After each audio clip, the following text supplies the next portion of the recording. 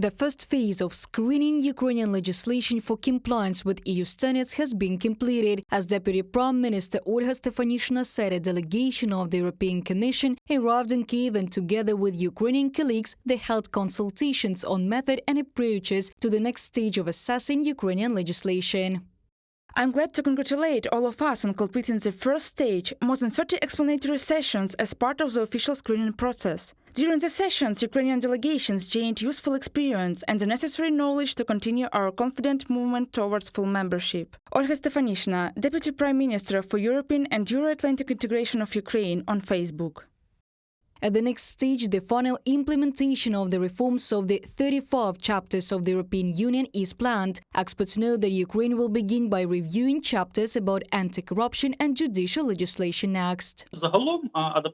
In general, adaptation is going very well. As far as I know, screening for adaptation also went well. We analyzed the situation, passed it on to our partners, and we have already laid down work for the future. European leaders are seeking to start negotiations on Ukraine's accession in June already. 12 EU countries sent letters to Brussels calling for negotiations on membership of Ukraine and Moldova to begin in June, all because of fears that the upcoming presidency of the EU Council under Hungarian Prime Minister Viktor Orban will freeze the accession process. Budapest will hold the presidency of the Council of the European Union from July to December 2024.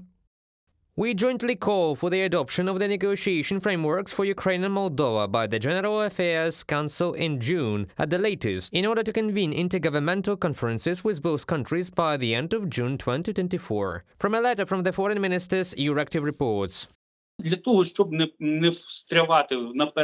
In order not to enter into these confrontations with Hungary in advance, not to resort to blackmail, because usually Budapest is persuaded to our side by blackmail, you either don't get it or vote, or just leave, as it usually does, and abstains from voting. Here, of course, it will not be able to behave like that, and in order to avoid these obstacles, they are trying to do it much faster. Moreover, there is support. The majority indicated that Ukraine is already ready to start negotiations. There are no problems.